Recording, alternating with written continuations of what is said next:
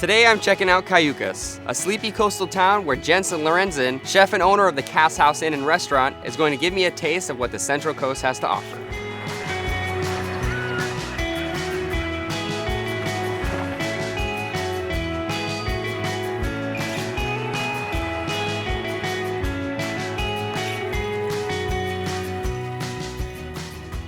It's good to see you, Chef. Good to see you.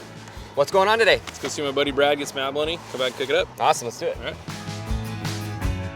Jensen gets his abalone from Brad Buckley at the Ocean Rose Abalone Farm. It's right down the street and we're headed there right now. Byron, this is Brad Buckley. Pleasure to meet you, Brad. Nice to meet you too. What is going on here? Welcome to the Ocean Rose Abalone Farm in Cayucos. It's the largest abalone farm in the U.S. It's also the oldest. We've been in operation since 1968, and we grow the California red abalone, which is native to the area. And the California red is also the fastest growing out of all the different species. When they hatch from the eggs, they swim like plankton for a week. From that point, they go to our nursery.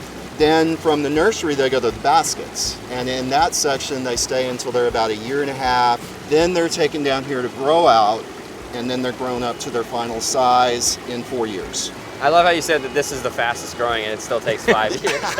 That's crazy. Think we can get a couple pounds, go back to the restaurant? Certainly. Awesome. The Cass House was built in 1875 by James Cass, the original settler of Cayucos. After a 14-year renovation, it's now a 5-room inn with a farm-to-table restaurant and a great outdoor kitchen. So we picked up some abalone from Brad. What do you want to do with it today? So I'm going to show you the abalone fish and chips. So these are the 4-year-old abalones. What they do is they shuck them out of the shells, clean them, and then tenderize them. Gotcha. So this is basically a tenderized steak. This is local halibut, and I have it in a brine. I make a mousse, so it's basically whipped fish, pureed fish. I chop up the abalone, mix it in, add a little bit of cream, and you end up with like a smooth texture, uniform texture. I'm using a piping bag so I can get it into this shape. It's just easiest to roll. We wrap it like this, fold the plastic over, and then we tie both ends and poach it off. I like to do dishes that give you a sense of where you are.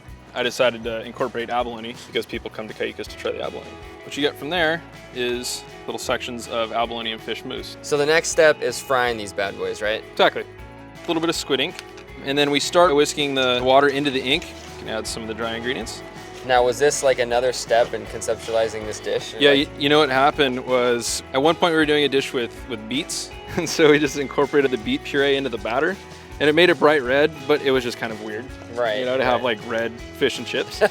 But the idea was neat. You know, we were like, okay, we can play with the color. That's something else that something else you can bring to the plate. You gotta love kitchen improv. Yeah, for sure. It was, and that's all it was. Is fully trial and error, and just happened to work out. We're gonna take the mousse, toss it into the batter. So we have the fish all coated in the batter. We're just gonna fry it off. So yeah, that's basically it. That's your fish portion of our fish and chips. That looks incredible. Yeah. I gotta taste one. Let's do it. Great contrasting colors. Really airy batter. A little bit of the Soft, texture light. from the abalone. Right. When we first bring it out and explain to people what it is, they're kind of shocked. They're like, that doesn't look like any fish and chips I've ever seen. And so we have to explain it to them. Thank you so much for having me, Chef. Really cool take on fish and chips. Me and my wife are huge foodies, so we'll definitely be coming back to the Cass House Inn. All right, we look forward to it. Thank you. Yeah. You'll see mussels growing here in Cayucos and all along the Pacific coastline. And this is one of my favorite ways of making them. So the first thing I'm gonna do is mince up my shallots. Just make a few slices into the flesh of the shallot, and I'm gonna cross-section it. By mincing the shallot, I'm really just adding flavor to it. As I'm cutting, you can see how fine this cut really is. Put it right into the ramekin. Now I'm gonna mince up my garlic. Just gonna smash it down. Just get rid of all that tough skin. Garlic and mussels is just a given. Now I'm gonna start chopping my parsley and zesting my lemon. It's such a neutral flavor. I just really enjoy working with parsley. It doesn't get the credit it deserves. All right, parsley's done.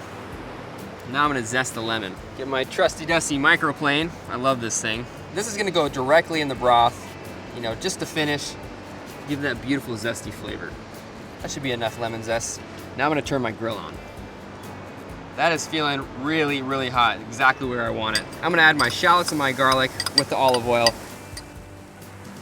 gonna give this a quick stir. And that's smelling really good. All right, those are sweating beautifully. Now I'm gonna add my Cidre. About a cup is good. So obviously the alcohol will burn off, and it's gonna leave us with a nice crisp flavor. Now that we have the broth going, I'm gonna add some butter, and it's gonna give it some body. So while I'm waiting for this to reduce, I'm gonna slice up a baguette because there really is nothing that goes better with mussels and broth than a nice piece of bread. Nice big chunks so you can sop up all that beautiful broth that you have. That should be good right there. And last but not least, I'm gonna add some chili flakes to this broth to give it a really nice spicy kick.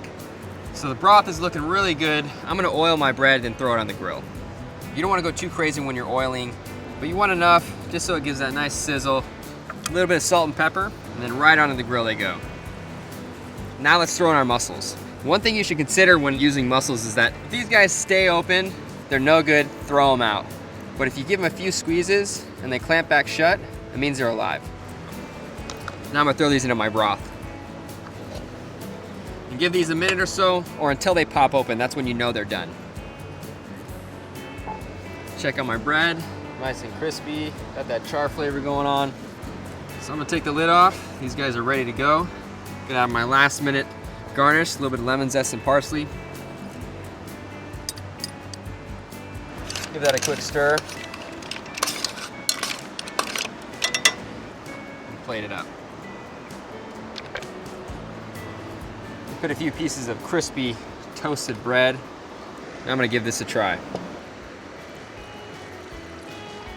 And this is actually the way the Belgians eat it. I'm just gonna use one of these as basically my fork. See that? Works perfectly. Nice sweet flavor going on with the broth. One thing I really love about mussels, especially cooking with the broth, is that as they cook, they open their shells and release some of that ocean flavor into the broth, making it almost like a mussel stock. And I really like this style of eating. Very cool. Thank you guys so much for watching. Join me next week as I head to the East Coast.